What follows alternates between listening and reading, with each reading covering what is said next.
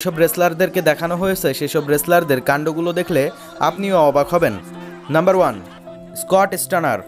আপনারা অবশ্য সকলেই জানেন যে স্কট স্টানার ডাব্লিউডাব্লিউই এর অন্যতম একজন রেসলার ছিলেন, আর এই রেসলার বিশেষ করে কুকুরদেরকে প্রচুর ভালোবাসতেন।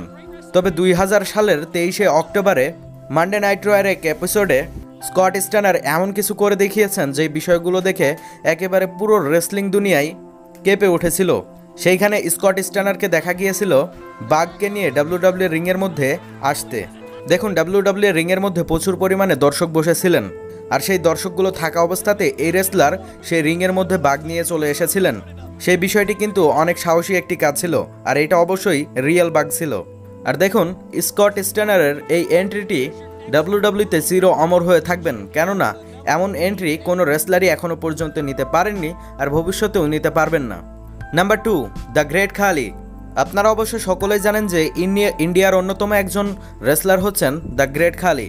2007 সালের স্ম্যাকডাউনের এপিসোডে ডাব্লিউডাব্লিউ রিংয়ের মধ্যে দেখা গিয়েছিল বিগ শো এবং গ্রেট খালিকে, আর সেইখানের সেই সেগমেন্টের মধ্যে দেখা গিয়েছিল যে ভালো পথে ভালোভাবে চলবার জন্যই কিন্তু গ্রেট খালি সেখানে উপদেশ বা অনুরোধ করছিলেন বিগ শোকে। সর্বপ্রথমে গিফট করেছিলেন গ্রেট খালি বিগ শোকে গঙ্গার পানি, এবং দ্বিতীয়বার গ্রেট খালি বিগ শোকে দিয়েছিলেন মদ। এরপরে বিগ শোকে আমাদের দেশীয় মুগরি দান করেছিলেন এবং বলেছিল, তোমার শরীরে প্রচুর পরিমাণে খাদ্যর প্রয়োজন, এজন্যই তোমাকে আমি চিকেন দান করছি।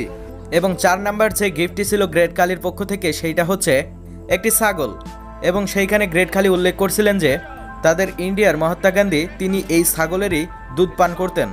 তবে এই বিষয়গুলো বিগ শোর পছন্দ হয়নি এবং সেখানে গ্রেট খালিকে একটি নকআউট পাঞ্চ মেরে সেই বিষয়টি সেখানেই সমাপ্ত করেন। Number 3, the big show. 2003 সালের দিকে আন্ডারটেকার এবং বিগ শোর মধ্যে অসাধারণ একটি ফিউড কন্টিনিউ হয়েছিল, আর ফেব্রুয়ারির 2003 সালের টিকে আন্ডারটেকার সিকিউরিটি গার্ডকে দিয়ে দিয়েছেন। এরপরে আন্ডারটেকার দ্বিতীয় বাক্সটি খুললে সেইখানে কিছুই পেয়েছিলেন না, আর সেখানে নাম্বার 4, রিকি দ্য ড্রাগন স্টিমবোর্ড। আমরা অবশ্য সকলেই জানি যে জেক্স দ্য স্নেক তার কাছে প্রচুর পরিমাণে সাপ রাখতেন, আর সেইখানে দেখা যেত তিনি দ্বিতীয় রেসলারের ওপরে সেই বিষয়টি দেখে জেক রবার্টস সেখান থেকে পালিয়ে গিয়েছেন।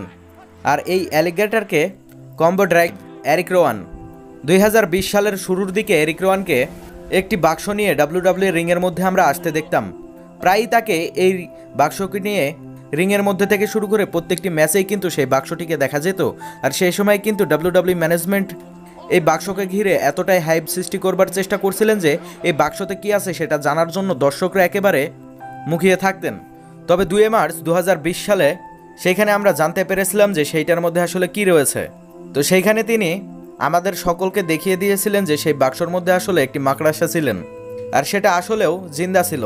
তবে কিছুদিন পরেই ড্রু ম্যাকিন্টায়ার সেই বিষয়টিকে একেবারে ডিস্ট্রয় করে দিয়েছেন মানডে নাইট রয়ের এপিসোডে। তো এখন আপনি বলুন, এই 5টি বিষয়ের মধ্যে কোন বিষয়টি সবথেকে বেশি ভয়ঙ্কর ছিল?